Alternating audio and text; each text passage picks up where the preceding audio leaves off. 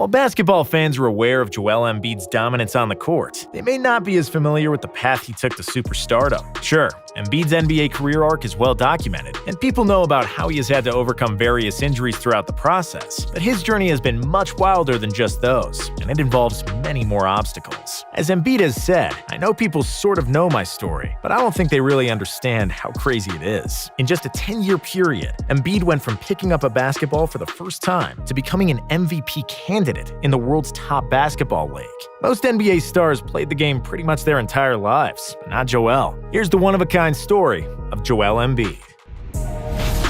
Embiid was born and raised in Cameroon, and his father was a military officer. As a young kid, Joel excelled athletically on a court, but it wasn't a basketball one. Embiid was actually a very talented volleyball player, and originally had aspirations to play the sport professionally in Europe. Watching him play basketball today, you can see shades of those skills when Joel plays volleyball around the rim, sometimes grabbing 2 or 3 offensive rebounds from his own misses in the same possession. In addition to volleyball, Joel also played soccer when he was younger. He's claimed that he's the best soccer player in the NBA, which shows his confidence in his athletic prowess is not unique to only basketball. Noticeably missing from his childhood is what he currently does for a living. Embiid didn't start playing basketball until he was 15 and hadn't even watched a game until the 2009 NBA Finals. After watching Kobe Bryant in those finals, Joel was inspired to start playing the sport so he could try to be like Kobe. Embiid messed around with his friends some after that, but his first experience with organized basketball didn't really come until he attended fellow Cameroonian and NBA journeyman Lukumba Amute's camp. While this camp is known as the life-changing moment for Embiid and his basketball career, it actually almost didn't happen. Joel skipped the first day of it because he was scared to go and wanted to stay home and play video games with his younger brother Arthur. Joel didn't think twice about not going to camp. "It wasn't like I thought I had any chance of going to the NBA or even going to college in the States. That wasn't even a dream. I had no idea that I could even play organized basketball," said Joel.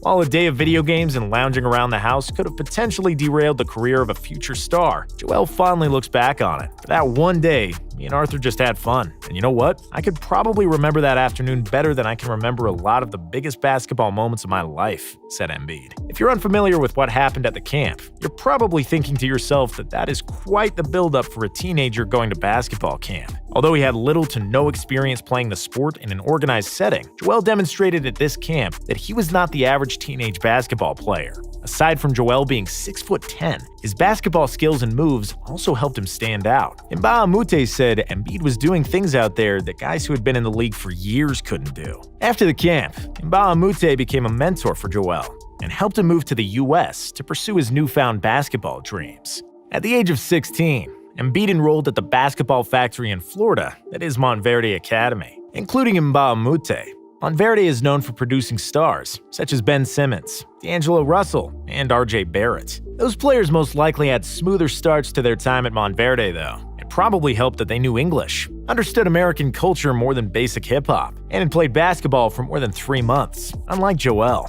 Embiid struggled so much in his first practice there that his coach kicked him out of the gym, and his own teammates were pointing at him, laughing, and telling him that he sucked. "I went back to my dorm and cried. I was like, this is crazy. What am I even doing here? I can't play. I'm going home," said Embiid. It's quite the drastic difference from the confident, fearless beast we see on the court who refuses to back down from anyone. Karl Anthony Towns wishes he could go up against that young Joel instead of the modern one. So, what finally clicked or changed for Joel? The answer involves Kobe Bryant again, of course. I was sitting in my room listening to Lil Wayne or something. My feelings, thinking about these dudes making fun of me, and suddenly my competitive side took over. I said to myself, alright, I'm literally just going to work and work in the gym until I'm good. Kobe, said Embiid. Well, Embiid worked in the gym and became better than good. Joel later transferred to the Rock School in Gainesville, Florida, and led them to a state championship his senior year, while averaging 13 points, 9.7 rebounds, and 1.9 blocks per game. The kid who was once kicked out of practice for being so bad became a 5-star recruit and committed to the University of Kansas. Something about firsts and Joel don't get along because his first scrimmage at Kansas went about as poorly as his first practice at Montverde. I got dunked on so hard by Tariq Black that I almost quit. Tariq dunked on me so hard that I was looking at plane tickets home. I went straight to Bill Self's office afterward, and I said, "I can't do this. You have to redshirt me. I can't play with these guys," said Embiid. Self did not listen to Joel and told him that he would be the #1 pick in the NBA draft in 2 years. In order to try to get better and prove his new coach right, Embiid would watch an hour-long tape of Hakeem Olajuwon and other legendary big men. It was a DVD that his coach from Cameroon sent him when Joel first got to America. Embiid said he probably watched that video every single day for 3 years, studying the way Hakeem moved and trying to imitate him. Embiid's play as a freshman demonstrated why Self had such confidence in him and showed those countless hours of watching Hakeem were paying off. While only playing 23.1 minutes per game, Embiid averaged 11.2 points, 8.1 rebounds, and 2.6 blocks per game for the Jayhawks. His stellar season was cut short, though, due to a stress fracture in his back suffered in March. Embiid missed the Big 12 tournament and NCAA tournament, but was named Big 12 Defensive Player of the Year.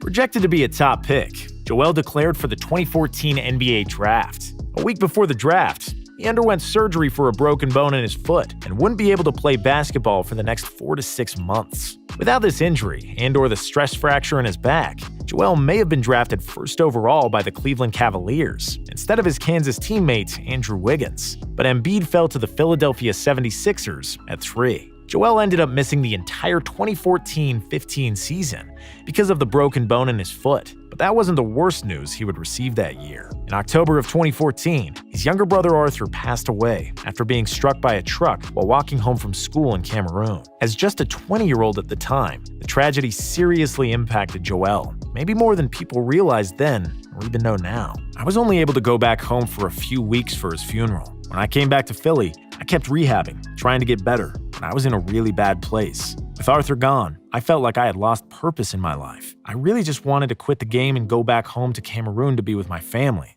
said Embiid.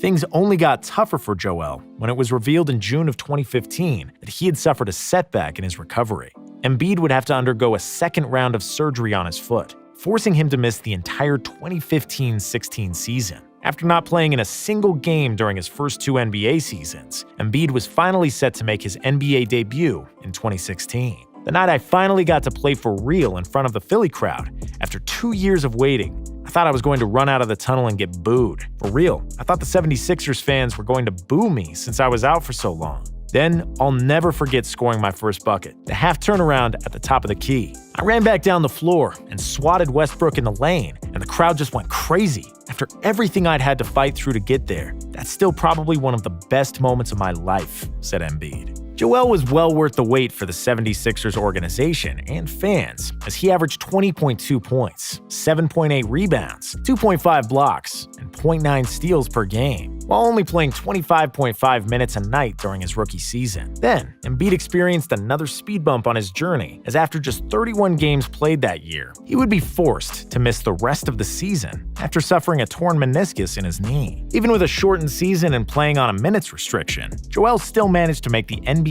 All-Rookie First Team that year. Embiid came into the 2017-18 season hungry to prove to everyone that the process was ready to turn the corner. Playing 30.3 minutes a game, Joel averaged 22.9 points, 11 rebounds, and 1.8 blocks per game that year. He was named a starter for the All-Star game and made both second-team All-NBA and All-NBA defensive. Embiid also led the Sixers back to the playoffs for the first time since the 2011-12 season, before falling to the Celtics in the conference semifinals. The next year, Embiid showed that the season before was not some fluke, as he averaged 27.5 points, 13.6 rebounds, 3.7 assists, and 1.9 blocks per game. He made the All-Star team and was second-team All-NBA and All-NBA defensive for a second consecutive season. Unfortunately for Joel and Philly, their season also ended in the same spot as the prior year. The Sixers lost to the eventual NBA champion Toronto Raptors in a thrilling 7-game series in the conference semis. The narrative regarding lack of postseason success for the team and star big man only grew during the 2019-20 season, as the 76ers were swept by the Celtics